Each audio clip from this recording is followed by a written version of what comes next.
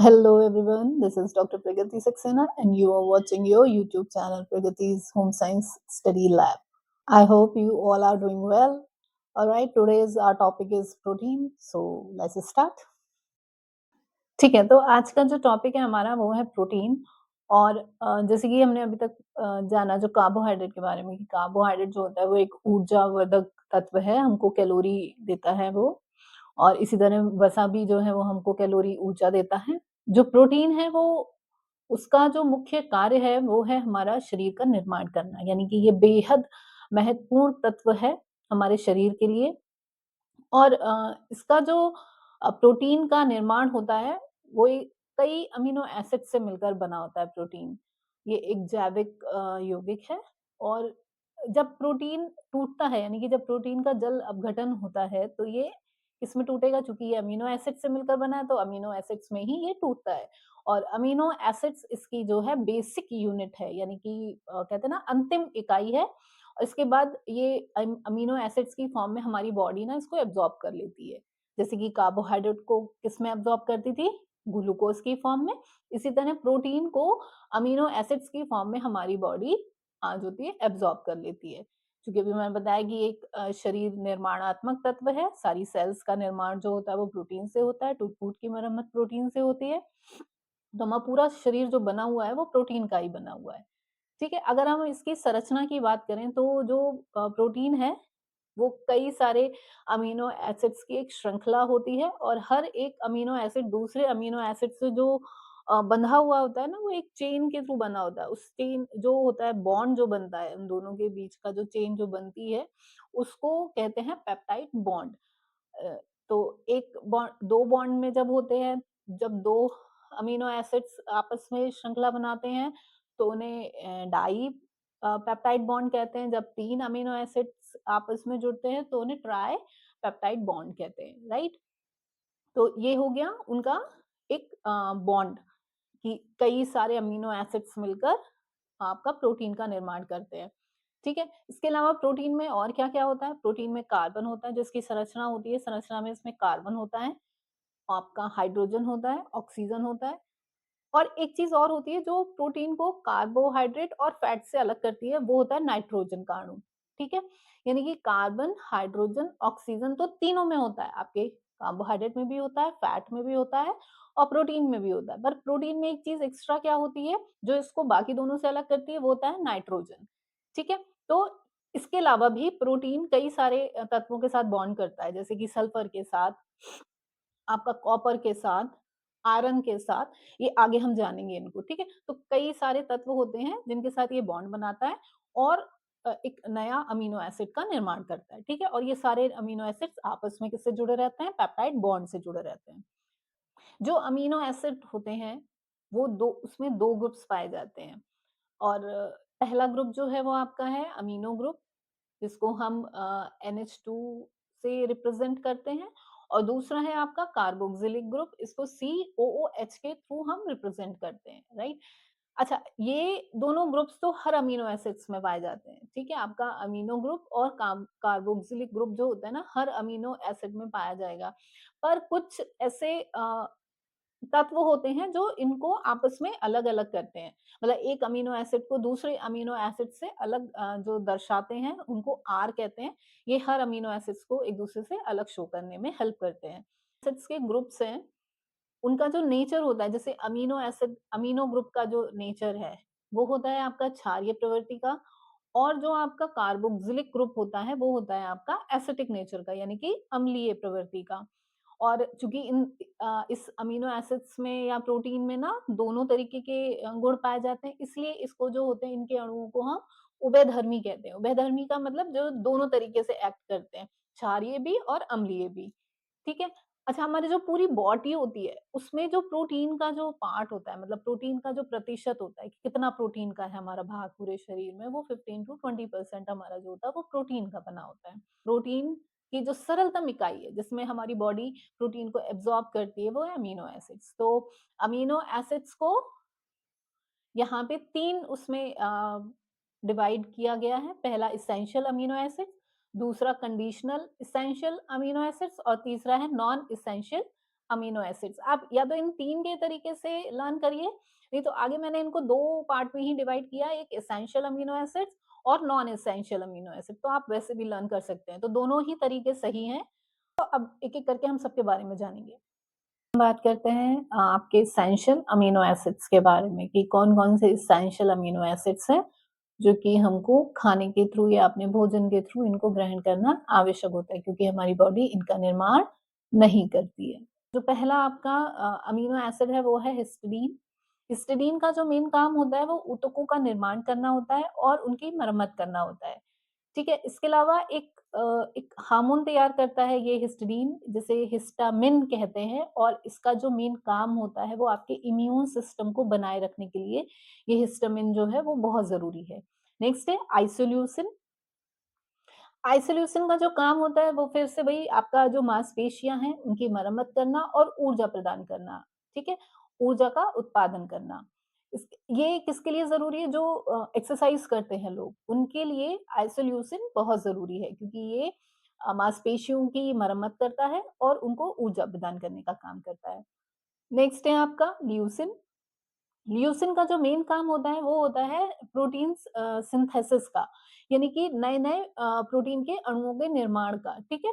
कई सारे जो प्रोटीन के अणु होते हैं वो और अणुओं के साथ मिलकर कई नए अणु तैयार होते हैं, तो वो ल्यूसिन की उपस्थिति में ये काम करता है, ठीक है? इसके अलावा मांसपेशियों की वृद्धि करता है ये भी, और ब्लड शुगर जो होता है उसको मेंटेन रखने का काम ल्यूसिन का होता है, ठीक है? इसके बाद नेक्स्ट है आपका लाइसिन। लाइसिन का जो मेन काम है वो आपके कैल्शियम के अवशोषण में हेल्प करता है। कोलेजन, जो हमारा बॉडी में जो कोलेजन होता है, ठीक है? उसके उत्पादन में ये हेल्प करता है। ऊतकों की मरम्मत, देखिए ऊतक और मांसपेशियों की मरम्मत, आई थिंक सारा जितना भी एसेंशियल अमीनो एसिड है ना, सबका ये काम होगा, क्योंकि प्रोटीन का काम ही यही है, ऊतकों का निर्माण करना, मतलब कोशिकाओं का निर्माण करना, कोशिकाओं से आपके ऊतक बनते हैं और ऊतक से ही आपकी मांसपेशियों का निर्माण होता है। तो ये हर अमीनो एसिड का मेन काम तो होगा ही कि मांसपेशियों का निर्माण और उनकी टूट-फूट की मरम्मत करना, ठीक? अच्छा, इसके अलावा जो दूसरा काम है लाइसिन का वो है इम्यून सिस्टम को मजबूत बनाना, ठीक है? नेक्स्ट है आपका थ्रियोनिन। थ्रियोनिन का काम है जो आपकी स्किन होती है, जो संयोजी ऊतक हैं, ठीक है? उनके लिए आवश्यक प्रोटीन जो है वो थ्रियोनिन बनाता है। इसके अलावा जो फैट के पाचन में भी थ्रियोनिन जो है वो हेल्प करता है। नेक्स्ट है ट्रिप्टोफैन। ट्रिप्टोफैन का काम होता है सेरोटोनिन, एक हार्मोन होता है जिसे हम हैप्पी हार्मोन कहते हैं, ठीक है? इसको जनरेट करना। अब ये क्या काम करता है? सेरोटोनिन। सेरोटोनिन जो होता है वो आपकी नींद और जो मूड होते हैं, उनको कंट्रोल करता है। मतलब आपकी अच्छी नींद रहे, आपका मूड स्विंग्स कम हो, इसमें जो हेल्प करता है वो सेरोटोनिन करता है, और सेरोटोनिन कौन बनाता है? ट्रिप्टोफैन बनाता है, ठीक है? इसके अलावा तनाव को कम करता है और नींद लाने में हेल्प करता है। नेक्स्ट है आपका मिथ्योनिन। मिथ्योनिन का काम होता है आपके लिवर की को एक मजबूती देना, ठीक है? वसा के पाचन चयापचय में हेल्प करना, और बालों और त्वचा के स्वास्थ्य के लिए मिथ्योनिन ज़रूरी होता है। नेक्स्ट जो अमीनो एसिड है वो फेनिलएलानिन है। जो फेनिलएलानिन का काम होता है वो डोपामिन, एड्रेनालिन, आपके न्यूरोट्रांसमीटर जो होते हैं उनको बनाने में हेल्प करता है। डोपामाइन जो होता है, डोपामिन का ये भी एक हैप्पी हार्मोन है, और जब हम कुछ भी अच्छा करते हैं ना, तो खुद को जब प्लीज़ करते हैं, मतलब जो संतुष्टि हमको मिलती है, जो हैप्पीनेस हमको इंटरनली मिलती है, तो हम कहते हैं ना अंदर की खुशी हमको देता है, डोपामिन है जो हमको अंदर की खुशी देता है, जो संतोष देता है हमको, ठीक है? जो आपका एड्रेनालिन है, ये भी एक हार्मोन है, और इसका जो काम होता है वो होता है, देखिए जब हम बहुत ज़्यादा डरे हुए या तनाव में होते हैं, तो हमारा जो हार्ट होता है ना बहुत तेज़ बीट करता है। तो उस समय ये हेल्प करता है कि हार्ट में प्रॉपर ऑक्सीजन को पहुँचाने का काम करता है, कि जो बहुत तेज़ जो हमारा हार्ट बीट कर रहा है ना, तो वहाँ पे ऑक्सीजन ज़्यादा अच्छे लेवल पे पहुँचे। तो ये वो हेल्प करता है हमारे उस समय, ये सिक्रीट होता है और हमारे हार्ट को ज़्यादा पावर देने में हेल्प करता है, ताकि हम जो है उस सिचुएशन से खुद को बाहर निकाल सकें। ठीक है? और न्यूरोट्रांसमीटर का काम यही होता है कि आपकी बॉडी को फुल अलर्ट मोड पे लाना, कि जब भी कोई भी सिचुएशन आ रही है, तो आपकी बॉडी जो है वो फुल जो है वो अलर्ट मोड में आ जाए कि अब ये होने वाला है, या आपका कहते हैं ना कि अपने आप सब कुछ होने लगता है ना कि कुछ भी चीज़ें कुछ अगेंस्ट आ रहा है, तो आप अपने आप को कंट्रोल कर लेते हो या आप अपने आप को बचा लेते हो। वो न्यूरोट्रांसमीटर होता है कि आपके पैर में सुई चुभी और आपने तुरंत पैर हटाया, तो ये न्यूरोट्रांसमीटर ही तो है कि ऊपर से ब्रेन ने पैर को नीचे तुरंत बोला कि कुछ तो लगा है, तुम पैर हटाओ यहाँ से, तो तुरंत पैर हटता है। गरम लगता है, तो तुरंत हाथ हटता है, ठीक है? तो ये न्यूरोट्रांसमीटर, तो ये सारी जो चीज़ें हो रही हैं बॉडी में, पूरा जो कंट्रोलिंग हो रहा है, वो किसके थ्रू हो रहा है? फ़िनाइल एलानिन के थ्रू हो रहा है, ठीक? नेक्स्ट और लास्ट है आपका वेलिन। वेलिन का क्या काम होता है? ये ऊर्जा प्रदान करने का काम करता है, मांसपेशियों की मरम्मत में हेल्प करता है और आपके थकान को कम करने में, आपकी जो थकते हैं हम काम करते हुए, चूँकि ये ऊर्जा प्रदान करता है ना, तो हमारी जो थकान होती है, उसको कम करने में हेल्प करता है। तो ये तो आपके हो गए 9 एसेंशियल अमीनो एसिड्स। अब सोच रहे होगे कि इनको हम कैसे लर्न कैसे करें जो हमको ये याद रहे। तो एक छोटी-सी ट्रिक आपको बता रही हूँ, जिसके थ्रू आप इन 9 जो ये अमीनो एसिड्स हैं उनको लर्न कर सकते हो, ठीक है? वो ट्रिक है आपकी वीआईपी हॉल में टीटी, ठीक है? अब कैसे वीआईपी हॉल में टीटी? देखिए वी से आपका होगा वेलिन, वी आई से आपका हो जाएगा आइसोल्यूसिन, पी से आपका हो जाएगा फिनाइल एलानिन, नेक्स्ट है आपका हॉल। हॉल में ए जो है वो हम नहीं लेंगे, ठीक है? लेकिन उसको कंप्लीट करने के लिए ए वर्ड हमको देना पड़ा। अदरवाइज़ आप ए का कोई यहाँ पे नहीं है। सिर्फ़ आपने क्या लेना है एच डबल एल, ठीक है? तो एच से आपका हो रहा है हिस्टिडाइन, डबल एल से ल्यूसिन और लाइसिन, ठीक है? एम ई से है आपका मिथ्योनिन, ठीक? में आपका टी-टी से हो रहा है थ्रियोनिन और दूसरा हो रहा है आपका ट्रिप्टोफैन, ठीक है? इस तरीके से आप इस ट्रिक के साथ इसको लर्न कर सकते हैं। अब हम बात करते हैं आपके नेक्स्ट यानी कि नॉन एसेंशियल अमीनो एसिड्स की। तो जो नॉन एसेंशियल आपके अमीनो एसिड्स हैं वो 11 हैं।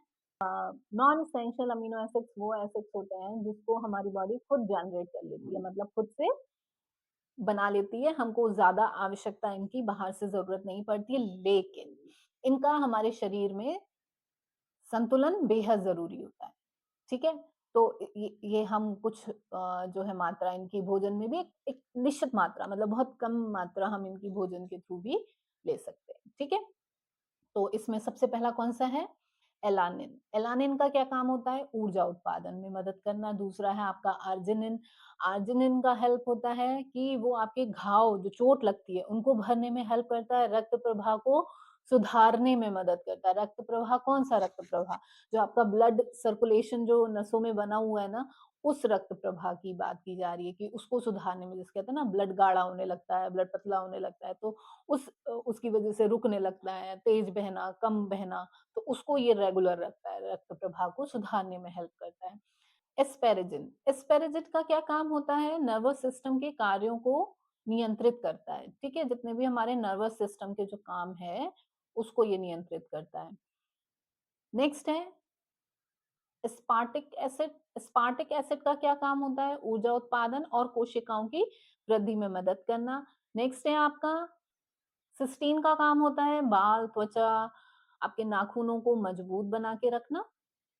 नेक्स्ट है ग्लूटामिक एसिड। ग्लूटामिक एसिड का काम होता है मस्तिष्क के कार्यों को नियंत्रित करता है न्यूरोट्रांसमीटर के रूप में और मतलब जो ब्रेन का जो फंक्शनिंग होता है पूरी बॉडी को कंट्रोल करना होता है ना तो उस चीज को पूरा आपका न्यूरो जो सिस्टम है कि कौन सा नर्व किसको क्या संदेश देना है ये सारा का सारा जो है वो कौन देखता है ग्लूटामिक एसिड ठीक है नेक्स्ट है आपका ग्लूटामिन। ग्लूटामिन का काम होता है शरीर का जो इम्यून सिस्टम है उसको बना के रखना और आपकी मांसपेशियों की मरम्मत करना।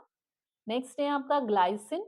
ग्लाइसिन का काम होता है ऊतकों की मरम्मत और त्वचा और हड्डियों को भी मजबूती देने का काम करता है। प्रोलिन प्रोलिन का काम होता है कोलेजन बनाने में हेल्प करना और जिससे कि जो लचीली रहती है हमारी स्किन जो कहते हैं ना बाउंसी जो स्किन होती है वो जो है वो प्रोलिन वो कोलेजन की वजह से होती है और कोलेजन को बनाने में हेल्प कौन करता है प्रोलिन करता है तो कोलेजन से ज्यादा प्रोलिन खाओ। नेक्स्ट है सेरीन। सेरीन का काम है प्रोटीन संश्लेषण में हेल्प करना और कोशिका में वृद्धि करना। प्रोटीन संश्लेषण का मतलब ये है कि प्रोटीन के अणुओं के निर्माण में हेल्प करना और अब जब प्रोटीन बनेगा तो कोशिका की वृद्धि तो होना तय है। नेक्स्ट और लास्ट जो है वो ट्रायरोसिन है। ट्रायरोसिन का काम होता है डोपामिन और थायराइड हार्मोन बनाने में हेल्प करना। हमको पता है डोपामाइन, मैंने बताया आपका डोपामिन हैप्पी हार्मोन है और थायराइड आपको पता है कि गले के लिए होता है। थायराइड हार्मोन बनाने में हेल्प करता है। कौन कौन करता है? ट्रायरोसिन। ठीक है, तो यहाँ पे आपके इसेंशियल और non essential amino acids done होते हैं। आपको आई होप समझ में आए होंगे। अभी नेक्स्ट पार्ट जो हम स्टार्ट करेंगे वो स्टार्ट करेंगे आपका क्लासिफिकेशन ऑफ प्रोटीन। हम बात करते हैं क्लासिफिकेशन ऑफ प्रोटीन की, तो यहाँ मैंने जो आपको क्लासिफिकेशन दिया है वो 3 बेसिस पे दिया है। पहला बेस जो है यानी कि पहला जो आधार है वो सोर्स के आधार पर यानी कि प्राप्ति के आधार पर, कि 2 तरीके की जो प्राप्ति होती है हमारे प्रोटीन में, एक एनिमल प्रोटीन होता है और एक होता है प्लांट प्रोटीन। तो ये हो गया पहला आपका प्राप्ति के आधार पर। दूसरा आपका है क्वालिटी के आधार पर। ये क्वालिटी किसकी? अमीनो एसिड्स की क्वालिटी के, मतलब क्वालिटी के आधार पर कि अमीनो एसिड्स 2 तरीके थे ना, एसेंशियल और नॉन एसेंशियल, तो उनके आधार पर यहाँ पे किस तरीके से 3 पार्ट में जो प्रोटीन को डिवाइड किया गया। पहला कंप्लीट प्रोटीन, दूसरा पार्शियली कंप्लीट प्रोटीन और तीसरा आपका इनकम्प्लीट प्रोटीन, यानी कि पूर्ण प्रोटीन और अर्धपूर्ण प्रोटीन दूसरा, और तीसरा है अपूर्ण प्रोटीन। ठीक है, लास्ट है आपका बेस ऑफ केमिकल रिएक्शंस, यानी कि आपके रासायनिक अभिक्रियाओं के आधार पर। तो इसमें 3 तरीके के हैं आपके। पहला है सिंपल प्रोटीन, नेक्स्ट है आपका ड्राइव्ड प्रोटीन और तीसरा है कॉन्जुगेटेड प्रोटीन। चलिए अब इनको एक-एक करके डिटेल में समझते हैं। सबसे पहले हम बात करते हैं बेसिस ऑन सोर्सेस, यानी कि प्राप्ति के स्रोत के आधार पर। तो जो प्राप्ति के स्रोत के आधार पर प्रोटीन को 2 भागों में बांटा गया है। पहला है पशु प्रोटीन और दूसरा है वनस्पति प्रोटीन। पशु प्रोटीन जो होता है वो एक तरीके का पूर्ण प्रोटीन है। पूर्ण प्रोटीन से मतलब जिसमें सारे जितने एसेंशियल अमीनो एसिड्स हैं ना वो सब पाए जाते हैं, तो उसको हम कहते हैं पूर्ण प्रोटीन। और वो पशु प्रोटीन में ही एक सारे जितने भी आपके प्रोटीन है पशु प्रोटीन, वो पूरे पूर्ण प्रोटीन है कि इसमें सारे अमीनो एसिड जो एसेंशियल अमीनो एसिड्स हैं वो पाए जाते हैं। उच्च कोटि का प्रोटीन होता है इसमें। जैसे कि दूध में जो केसीन होता है वो इसका एक उदाहरण है। आपका एल्ब्यूमिन जो एग का व्हाइट पार्ट होता है वो इसका एक उदाहरण है। और आपके जो मांस में मायोसिन होता है वो इसका उदाहरण है। ठीक है, तो जितना भी आपका जन्य पदार्थ है, सारे जितने मीट है, फिश है, एग है, मिल्क है और मिल्क प्रोडक्ट है, ठीक है, वो सारे के सारे में ही प्रोटीन की अच्छी क्वालिटी पाई जाती है, क्योंकि इसमें सारे जो 9 एसेंशियल अमीनो एसिड्स हैं वो सब पाए जाते हैं। नेक्स्ट बात करते हैं हम वनस्पति प्रोटीन की। तो जो ये वनस्पति प्रोटीन है इसमें एसेंशियल अमीनो एसिड्स की कमी होती है, जिसकी वजह से ये अधिकांश जो होते हैं अपूर्ण प्रोटीन में आते हैं, हमारे जितने वनस्पति जगत से जो प्रोटीन हमको प्राप्त होता है। लेकिन कभी-कभी क्या होता है कि कुछ आहार जब हम मिक्स करके खाते हैं, मतलब मिक्स करके, जैसे दाल-चावल हम मिक्स करके खाते हैं, रोटी और दही हम लेते हैं, तो ऐसे में क्या होता है कि ये दोनों जो कहते हैं ना 2 अधूरे-अधूरे पोषक तत्व पूरे हो जाते हैं, राइट? तो यहाँ पे भी 2 अधूरे पोषक तत्व पूरे हो जाते हैं और वो पूर्ण प्रोटीन का निर्माण करते हैं। जैसे कि दाल-चावल की अगर हम बात करें तो चावल में जो होता है वो मिथ्योनिन की मात्रा अधिक पाई जाती है, जबकि दाल में मिथ्योनिन की मात्रा कम होती है। और दाल में जो मात्रा अधिक पाई जाती है वो लाइसिन होती है, लाइसिन की मात्रा चावल में कम पाई जाती है। तो अब ये दोनों मिल जाते हैं, मतलब एक में एक चीज़ कम है, ठीक है? वो दूसरे में ज़्यादा है और दूसरे में दूसरी चीज़ कम है जो पहले में ज़्यादा है। तो ये दोनों मिलकर उसको पूर्ण बना देते हैं और वो एक कहते हैं ना गुड प्रोटीन सोर्स हो जाता है। ठीक? तो इस तरीके से हम बात करें, इसमें जो उदाहरण होंगे आपके, दाल का प्रोटीन है, गेहूँ का ग्लूटिन है, आपका मक्के में जो प्रोटीन पाया जाता है उसे ज़ीन कहते हैं। आपका जो सोया प्रोटीन है, किनुआ है, ये सारे जो हैं, वो एक तरीके से अपूर्ण प्रोटीन की श्रेणी में आते हैं, और पर ये आपस में कॉम्बिनेशन के साथ जब हम इनको बिठाते हैं, तो ये एक अच्छे सोर्स ऑफ प्रोटीन बन जाते हैं। ठीक है? नेक्स्ट अगर हम बात करें अब, तो क्वालिटी के आधार पर 3 तरीके से बाँटा गया है। ये भी अमीनो एसिड्स की ही क्वालिटी पे डिपेंड करता है। सबसे पहले आता है पूर्ण प्रोटीन। पूर्ण प्रोटीन में सारे आपके 9 जो एसेंशियल अमीनो एसिड्स हैं, वो सभी होंगे। और इनका काम जैसे कि दूध का प्रोटीन, आपका एल्बुमिन एग का प्रोटीन, आपका सोया प्रोटीन, ये जो है पूर्ण प्रोटीन की श्रेणी में आते हैं। नेक्स्ट है आपका आंशिक पूर्ण प्रोटीन यानी कि पार्शियली कंप्लीट प्रोटीन। ये वो प्रोटीन है, मैंने जो अभी आपको बताया ना, जो वनस्पति जगत का प्रोटीन होता है वो एक तरीके से आंशिक पूर्ण प्रोटीन में ही आता है, ठीक है? मतलब जब 2 चीज़ों को हम कंबाइन करते हैं, 2 अधूरे प्रोटीन्स को जब हम कंबाइन करते हैं तब वो एक पूर्ण प्रोटीन का निर्माण कर देते हैं, ठीक है? जैसे कि दाल-चावल हो गया आपका, रोटी और दूध हो गया आपका, मूँगफली और गेहूँ हो गया, ये अगर हम इन्हें कॉम्बिनेशन के साथ लेते हैं तो ये प्रोटीन, एक कहते हैं ना कॉम्प्लीमेंट्री प्रोटीन की तरीके से ये जो है हमारे लिए यूज़फुल बन जाते हैं। इनका महत्व अपना बढ़ा लेते हैं ये लोग। तो इसमें क्या होता है, जो आंशिक प्रोटीन होता है, आंशिक प्रोटीन में सभी अमीनो एसिड जो एसेंशियल अमीनो एसिड्स हैं नहीं पाए जाते हैं, एक आध की कमी रहती है, ठीक है? और ये शरीर के वृद्धि में पूरी तरीके से तो हेल्पफुल नहीं होते हैं क्योंकि इनमें सभी अमीनो एसिड्स नहीं पूरे होते हैं, लेकिन ये ऊतकों की मरम्मत और रख-रखाव में हेल्प करते हैं। ठीक, एग्जाम्पल के तौर पे ग्लूटेन गेहूँ का, ज़ीन मक्का, दाल का प्रोटीन, ये सब जो है वो आपके आंशिक पूर्ण प्रोटीन में आते हैं। नेक्स्ट है अपूर्ण प्रोटीन। अपूर्ण प्रोटीन वो होता है जिसमें कोई भी आवश्यक अमीनो अम्ल नहीं पाया जाता है और मतलब ये हमारे अकेले शरीर की पूरी प्रोटीन की आवश्यकता को पूरा नहीं कर पाते हैं। इनको हेल्प की ज़रूरत होती है। ठीक है? जैसे ग्लूटेन है गेहूँ का, ज़ीन है मक्का है, दाल का प्रोटीन है, तो ये हमको कॉम्बिनेशन के साथ ही लेने चाहिए ताकि ये कंप्लीट हो सके। ठीक है, तो यहाँ पे आपका ये सेकंड जो था बेस्ड ऑन क्वालिटी, ये भी फिनिश हुआ। हम बात करते हैं आपके लास्ट टाइप ऑफ प्रोटीन की, जो कि बेस्ड ऑन केमिकल रिएक्शन है कि जो भी रासायनिक अभिक्रियाएं होती हैं या प्रोटीन के जो भौतिक गुण हैं, रासायनिक गुण हैं, उनके आधार पर जो प्रोटीन को 3 भागों में बाँटा गया है। वो 3 भाग हैं आपके साधारण प्रोटीन यानी सिंपल प्रोटीन, कॉन्जुगेटेड प्रोटीन यानी कि आपका संयुक्त प्रोटीन और थर्ड है आपका व्युत्पन्न यानी कि ड्राइव्ड प्रोटीन, ठीक है? तो सबसे पहले अगर हम बात करें कि आपके सिंपल प्रोटीन की, तो सिंपल प्रोटीन में वो प्रोटीन आता है जो कि जिस प्रोटीन का जब जल अपघटन करेंगे तो हमको जो अणु मिलेंगे वो सिर्फ़ अमीनो एसिड्स के मिलेंगे और कुछ भी नहीं मिलेगा उसमें, ठीक है? तो जो सिंपल अमीनो एसिड्स से बने होते हैं वो सिंपल प्रोटीन कहे जाते हैं। जैसे आपका है इसमें एल्बुमिन जो होता है वो एग का जो पीला वाला भाग होता है उसमें पाया जाता है। गेहूँ का प्रोटीन जो होता है वो ग्लूटेनिन होता है, दूध का प्रोटीन जो होता है वो लैक्टोएल्बुमिन होता है, मांस का जो प्रोटीन होता है वो ग्लोबुलिन होता है, इस तरीके से और रक्त का प्रोटीन होता है वो ग्लोबिन होता है, चावल के प्रोटीन जो होता है वो आर्जिनिन होता है। तो ऐसे कई सारे जो प्रोटीन है ना, मैंने दिए हुए हैं, आप इनको लर्न कर लीजिएगा।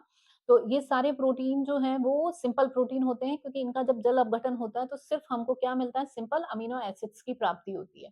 नेक्स्ट जो हम बात करेंगे वो आपके बात करें कॉन्जुगेटेड प्रोटीन जो होता है उसमें क्या होता है कि जब इसका जल अपघटन करते हैं हम तब हमको 2 चीज़ें मिलती हैं। एक सिंपल प्रोटीन मिलता है और दूसरा जो कोई भी अन्य गैर प्रोटीन तत्व होता है इसमें।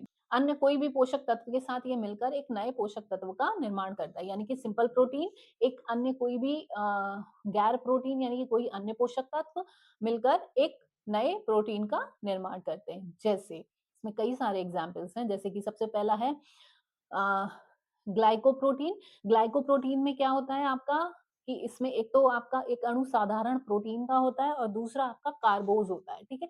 ये दोनों मिलकर क्या बनाते हैं? ग्लाइकोप्रोटीन बनाते हैं। और ये किसमें पाया जाता है आपका ग्लाइकोप्रोटीन? अंडे का जो सफ़ेद भाग होता है, उसमें ग्लाइकोप्रोटीन पाया जाता है। नेक्स्ट है आपका न्यूक्लियोप्रोटीन। न्यूक्लियोप्रोटीन क्या होता है? इसमें 2 चीज़ें यानी कि आपका सिंपल प्रोटीन और न्यूक्लिक अम्ल मिलकर न्यूक्लियोप्रोटीन बनाते हैं। नेक्स्ट है आपका फॉस्फोप्रोटीन। फॉस्फोप्रोटीन में क्या होता है? एक अणु प्रोटीन का होता है और एक अणु फास्फोरस का होता है। ये दोनों मिलकर फॉस्फोप्रोटीन बनाते हैं। जैसे कि आपके दूध का, अंडे की जो जर्दी होती है, उसका जो व्हाइट वाला पार्ट होता है, उनकी जो प्रोटीन होती है, वो इसी के अंतर्गत आती है। नेक्स्ट है आपका हीमोग्लोबिन, ठीक है? हीमोग्लोबिन में क्या होता है? एक प्रोटीन आपका होता है ग्लोबिन और दूसरा हीम यानी कि आयरन, ये दोनों मिलकर हीमोग्लोबिन बनाते हैं। हमको पता है कि हमारे ब्लड में हीमोग्लोबिन होता है। नेक्स्ट है आपका लाइपोप्रोटीन। लाइपोप्रोटीन में क्या होता है? एक अणु प्रोटीन का होता है और एक अणु लिपिड का होता है। ये दोनों मिलकर क्या बनाते हैं आपके? लाइपोप्रोटीन बनाते हैं।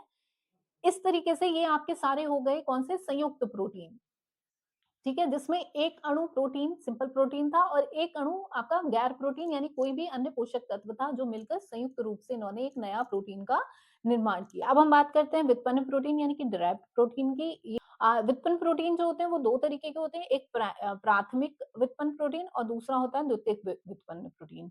तो जो प्राइमरी होते हैं, उसमें जो आते हैं वो प्रोटिओस, पेप्टोन और आपका पेप्टाइड आते हैं। ये इनका जो पाचन होता है ना वो प्राइमरी स्टेज पे, मतलब ये पूरी तरीके से कहते हैं ना फुल प्रोडक्ट नहीं होता, फुल पाचन प्रोडक्ट नहीं होता, ये प्राइमरी स्टेज होती है पाचन की, जहाँ पे प्रोटीन इनमें टूटता है। मतलब इनको आसानी से पचाया जा सकता है। उसके बाद जो द्वितीयक आपके व्युत्पन्न प्रोटीन होते हैं वो अमीनो अम्ल होते हैं, यानी कि ये पूर्ण कहते हैं ना अपघटित प्रोटीन है, यानी कि पूर्ण जल अपघटित हो चुका है, यानी जल अपघटन हो चुका है, पूरा प्रोटीन टूट चुका है किसमें, अमीनो एसिड्स में, और इन्हीं में हमारी बॉडी जो है इसको पूरा फुल एब्जॉर्ब कर लेती है। ठीक है, तो यहाँ पे आपके ये पूरे प्रोटीन जो है वो फिनिश हुए, यानी कि अगर हम बात करें इनकी पूरी प्रक्रिया की एक बार इन शॉर्ट में, संयुक्त प्रोटीन है वो किसमें पाचन और क्रिया रासायनिक क्रिया के बाद किसमें टूटता है, व्युत्पन्न प्रोटीन में टूटता है, और व्युत्पन्न प्रोटीन जो है वो पूर्ण जब उसका जल अपघटन हो जाता है तब वो टूटता है अमीनो अम्ल में, और अमीनो अम्ल की फॉर्म में हमारी बॉडी इनको पूरा एब्जॉर्ब कर लेती है। तो यहाँ पे आपका जो प्रोटीन का अमीनो एसिड्स और आपका जो क्लासिफिकेशन है प्रोटीन का वो डन हुआ है। ठीक है? तो आई होप आप लोगों को समझ में आया हो, नहीं तो इसको रिपीट मोड में देखिएगा और समझने की कोशिश कीजिएगा, और अगर जो चीज़ें नहीं समझ में आई है वो मुझे आप कमेंट करिएगा, मैं दोबारा से कोशिश करूँगी कि वो चीज़ें आपको क्लियर कर दूँ। Okay, till then bye, next video में मिलेंगे आपसे।